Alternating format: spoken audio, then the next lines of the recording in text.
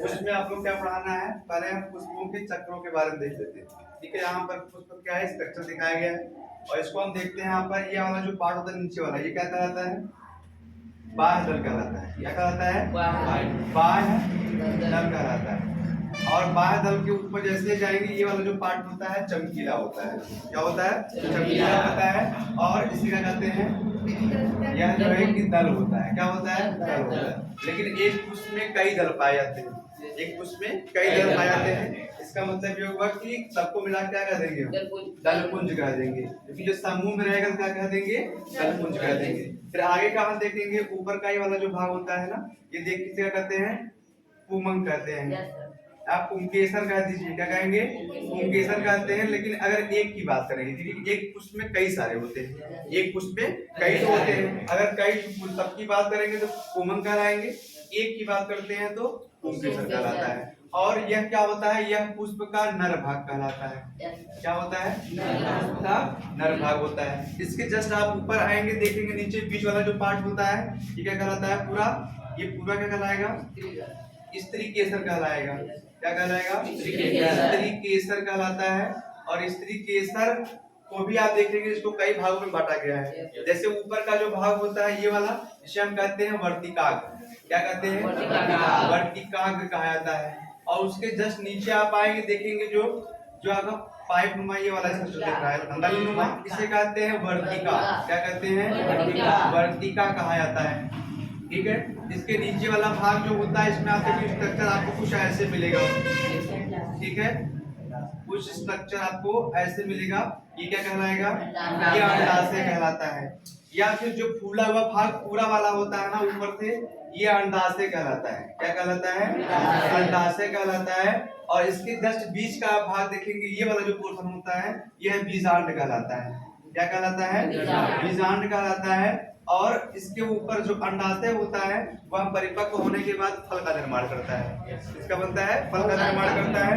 जो बीजांड होता है वह जो है आगे परिपक्व के बीज का निर्माण करता है। सबका कार्य देख लेते हैं। जो पहला आपने पढ़ा यहाँ पर क्या है, यहाँ जो नीचे पढ़ा क्या है, पहला बाह्य दल। और कई सारे रहेंगे तो क्या कहेंगे, बाह्य दल पुंज कहेंगे इन्हें। और बाह्य दल पुंज का जो कार्य होता है प्राय क्या होता है, ये प्राय हरे रंग के पाए जाते हैं। कैसे होते हैं, हरे रंग के होते हैं। और जो है कि जैसे ही पुष्प जो है क्या होता है, फल रूप में आता है, बीज के फल का निर्माण होता है, तो ये क्या होते हैं, प्राय सूख कर क्या होते हैं, नीचे गिर जाते हैं। और कुछ पौधों में क्या होता है, यह जो है कि हमेशा के लिए लगे रहते हैं। और कुछ एग्जाम्पल ऐसे हैं, जैसे मिर्चा हो गया, मिर्ची में आप देखिए हमेशा लगा रहता है, टमाटर में देखिए हमेशा लगा होता है, बैगन में देखिए हमेशा लगा होता है ना। तो कुछ ऐसे पौधे, आप ऐसे फल हैं इसमें क्या होता है, यह बाह्य दल पुंज हमेशा जो है उनके फलों के साथ लगा रहता है। आगे आप जाएंगे, ये वाला जो चमकीला भाग कहा, यह रंगीन भाग होता है, जिसे आपने दलपुंज कहा था। रंगीन भाग और चटकीले होते हैं। और इसका प्रमुख कार्य ये होता है कि जो है क्या होता है कि यह पुष्पों जो कीटों को आकर्षित करता है अपनी तरफ। ये रंगीन रहेंगे, इन्हीं को देखकर कीड़े मकोड़े क्या होते हैं, पुष्पों की तरफ आते हैं, जिससे कीट परागित जो पुष्प होते हैं उसमें परागण क्रिया सही से संपन्न हो जाती है। लेकिन जो ये भाग होता है रंगीन भाग, यह केवल इसमें कीट परागित पुष्पों में चमकीले होते हैं। जो वायु परागित पौधे होते हैं उसमें रंगीन नहीं होते हैं। एग्जाम्पल लेते हैं, जैसे आप मक्के को देखिए, मक्के को आप देखेंगे, मक्का देख कैसा होता है, जीरे के समान उसका जो ऊपर का देखते हैं वो कैसा होता है, लेकिन उसमें हल्का भी होता है, सुगंध भी नहीं होती है, कोई कलर भी नहीं होता है। यानी कि अगर किसी को लड़की को प्रपोज करना होता है ना, तो हम कौन सा फूल देते हैं, कीट परागित पुष्प देते हैं। कौन देते हैं, कीट परागित पुष्प, सुगंध होती है इसमें। या फिर आपको प्रपोज करना हो, कौन लेके जाए, वायु परागित पुष्प, मक्के का फूल लेके जाइए, तो नरी वाला दीजिए, हाँ तो नरी वाला दे दीजिए ऐसे।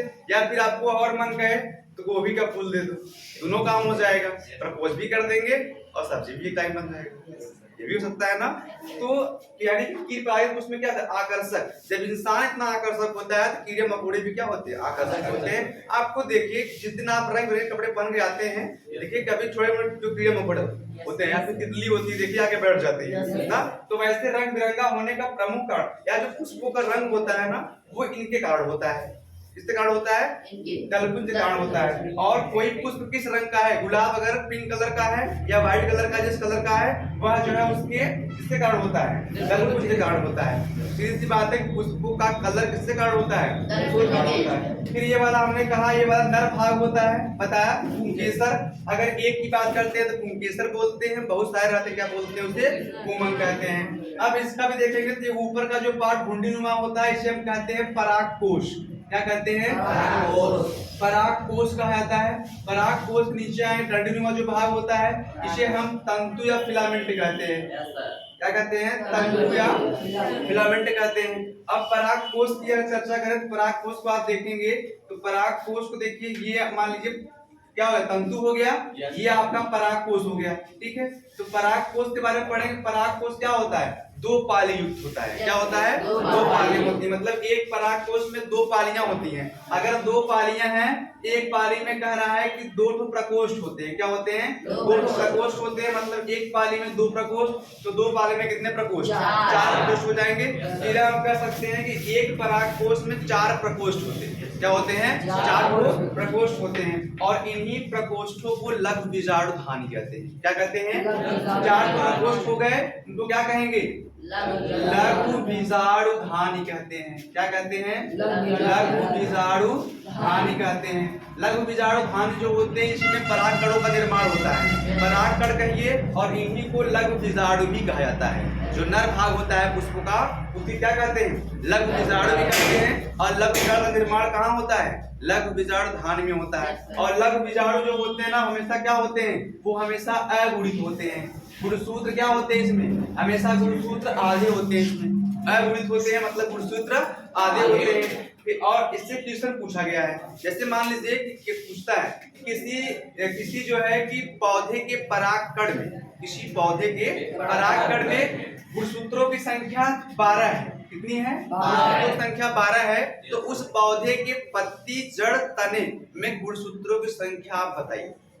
तो इसका मतलब होगा, आपको बताया गया कि परागकण में गुणसूत्र क्या होते हैं? अगुणित होते हैं। और अगुणित का मतलब क्या होता है? गुणसूत्रों की आधी संख्या होती है, गुणसूत्रों की आधी होती है। अगर कह रहा है कि परागकण में क्या होते हैं? 12 होते हैं, और पत्ती में क्या होंगे? क्योंकि देखिए पत्ती होता है, तना होता है ना, जड़ होता है, ये सब पौधों के कायिक गुणसूत्र से बने होते हैं। और कायिक गुणसूत्र जो होते हैं वो क्या होते हैं? द्विगुणित होते हैं। क्या होते हैं?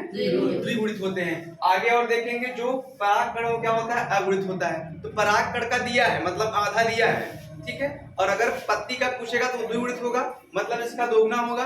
तो पत्ती और तने और जड़ में कितने पाए जाएंगे? 24 पाए जाएंगे। तो इससे क्वेश्चन ये बन जाएगा, ठीक है। और आगे आप देखेंगे ये वाला जो भाग होता है, देखिए ये पुष्पासन, नीचे वाला जो भाग देख रहे हैं आप ना, ये क्या कहलाता है? ये पुष्पासन कहलाता है। क्या कहलाता है? पुष्पासन कहलाता है। देखिए निषेचन आप देख रहे हैं कहाँ पे हो रहा है? निषेचन आपका हो रहा है अंडाशय में, यहाँ पे बीजांड में हो रहा है। लेकिन कुछ पौधों में क्या होता है? निषेचन जो है अंडाशय बीजांड में न होकर पुष्पासन में होता है। कहाँ होता है? पुष्पासन में होता है। तो जिन पौधों का निषेचन कहाँ होगा?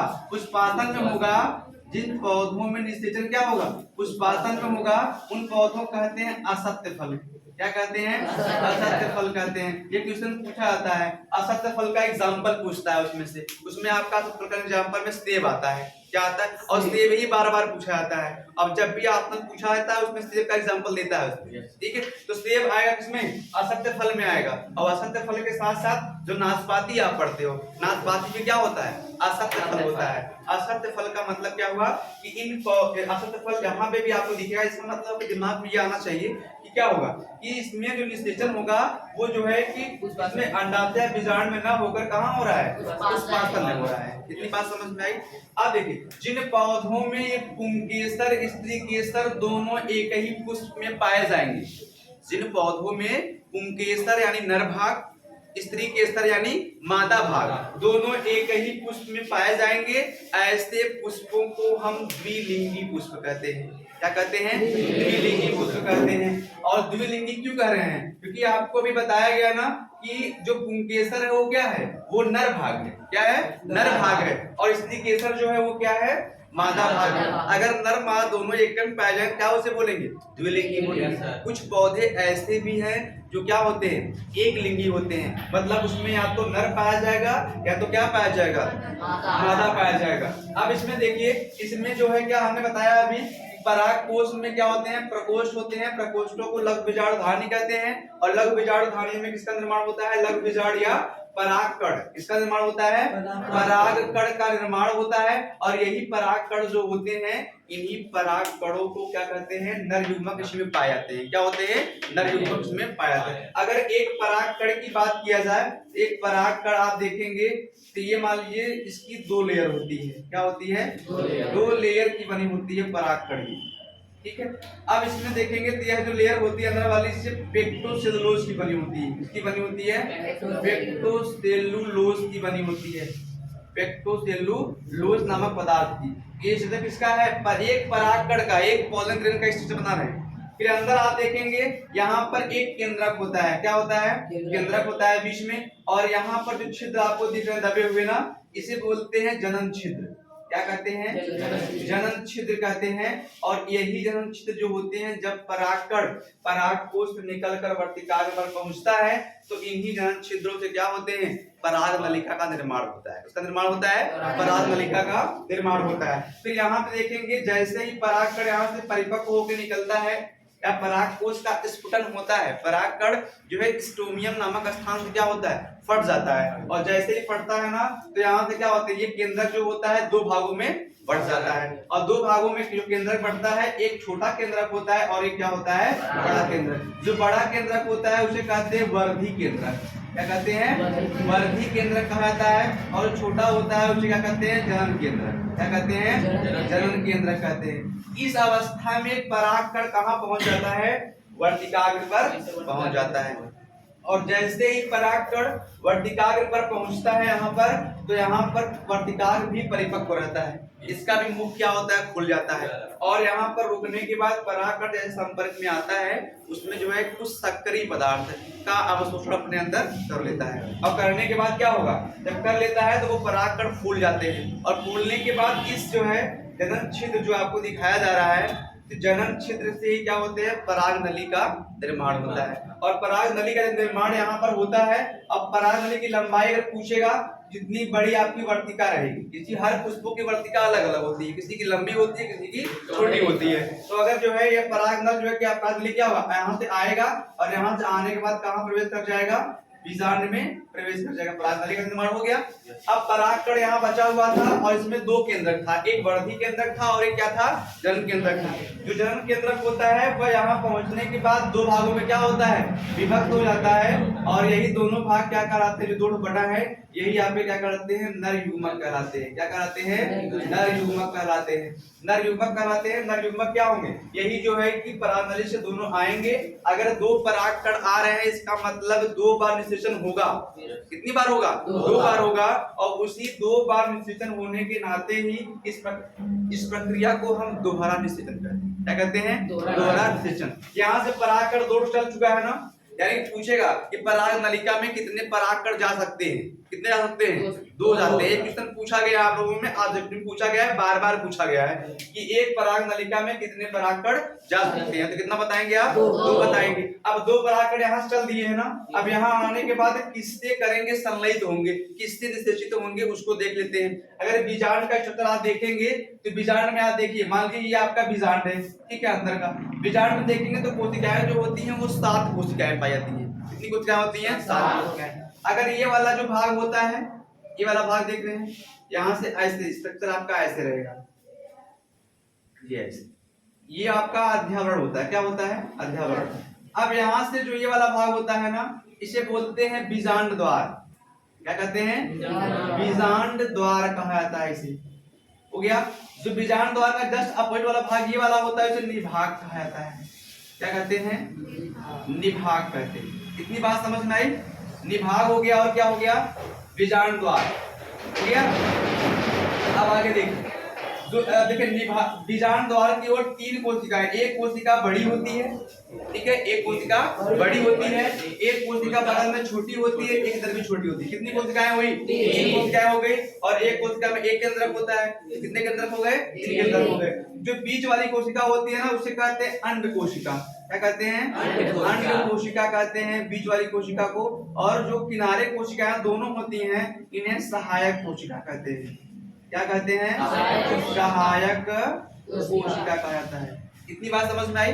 अब जस्ट देखिए 3 कोशिकाएं होंगे बीजांड द्वार पे, 3 कोशिकाएं। बीच वाली कोशिका क्या होती है? लंबी होती है। और किनारे कोशिका क्या होती है? छोटी होती है। जो बीच वाली कोशिका होती है उसे हम कहते हैं अंड कोशिका। और यही जो है कि मूल रूप से क्या होती है? मादा युग्मक कहलाती है। क्या कहलाती है? मादा युग्मक कहलाती है। और बीच की जो कोशिकाएं होती हैं, ये बाद में क्या होती है? पोषण देते हुए समाप्त हो जाती है बाद में। और इन्हीं को कहते हैं हम सहायक कोशिका। क्या कहते हैं? सहायक कोशिका। फिर आगे चलते हैं, यहाँ पर निभा की तरह 3 कोशिकाएं होती हैं। इन तीनों कोशिकाओं को हम कहते हैं प्रतिमुख कोशिका। क्या कहते हैं? प्रतिमुख कोशिका कहते हैं। ये प्रतिमुख कोशिका हो गया, ठीक है। कितनी कोशिकाएं हो गई? 6 कोशिकाएं होंगी। फिर जैसे ही आप आगे जाएंगे, बीच में जो है कि कोशिकाएं एक होती हैं, लेकिन इनका केंद्रक जो होता है वो क्या होता है? वो बढ़ जाता है 2 भागों में। इसीलिए इसे बोलते हैं द्वितीयक केंद्रक। क्या बोलते हैं? द्वितीयक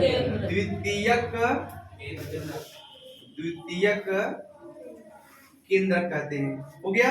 क्या कहते हैं? द्वितीयक केंद्रक कहते हैं। अब द्वितीयक केंद्रक हो गया। अब देखा जाए तो कोशिकाएं कितनी हो गई? काउंट करिए। 3 कोशिका यहाँ पर, 3 यहाँ पर, एक के बीच में केंद्रक तो हुआ है, कोशिका एक ही है, ठीक है।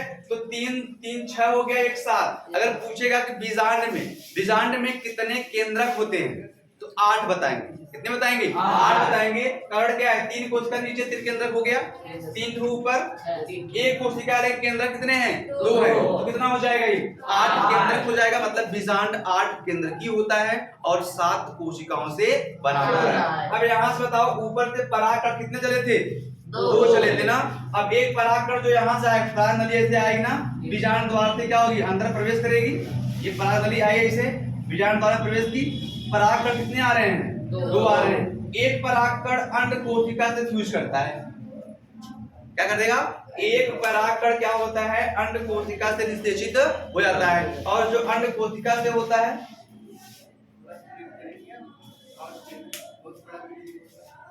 ठीक है,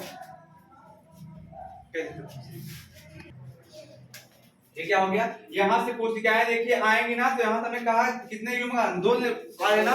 एक क्या करेगा? एक जो है जाता है अंड कोशिका से फ्यूज करता है, और एक अभी बचा हुआ है। एक जो आता है वह द्वितीयक केंद्रक से फ्यूज करता है। और द्वितीयक केंद्रक से जो फ्यूज करता है वो भ्रूण कोश का निर्माण करता है। भ्रूण कोश का नहीं, भ्रूण कोश का निर्माण करता है। और जो अंड कोशिका से होता है, यही आगे चलकर क्या करता है? बीज का निर्माण करता है। तो आप देख रहे निषेचन यहाँ पर कितनी बार हो रहा है? दोनों परागकण आए, एक अंड कोशिका से फ्यूज किया और एक किससे फ्यूज किया? एक जो है द्वितीयक केंद्रक से फ्यूज किया। इस प्रकार से हम देख रहे निषेचन कितनी बार हो रहा है? 2 बार हो रहा है। और इसी प्रक्रिया को क्या कहते हैं? दोहरा निषेचन कहते हैं। क्या कहते हैं? दोहरा निषेचन। यानी कि पराग नलिका में 2 परागकण आते हैं, एक परागकण अंड कोशिका से फ्यूज करता है और एक परागकण द्वितीयक केंद्रक से अंड कोशिका से बीज का निर्माण होता है। और इससे जो है कि भ्रूण कोश का निर्माण होता है। 2 बार निषेचन होने के कारण ही इसे कहते हैं दोहरा निषेचन। ठीक, चलिए।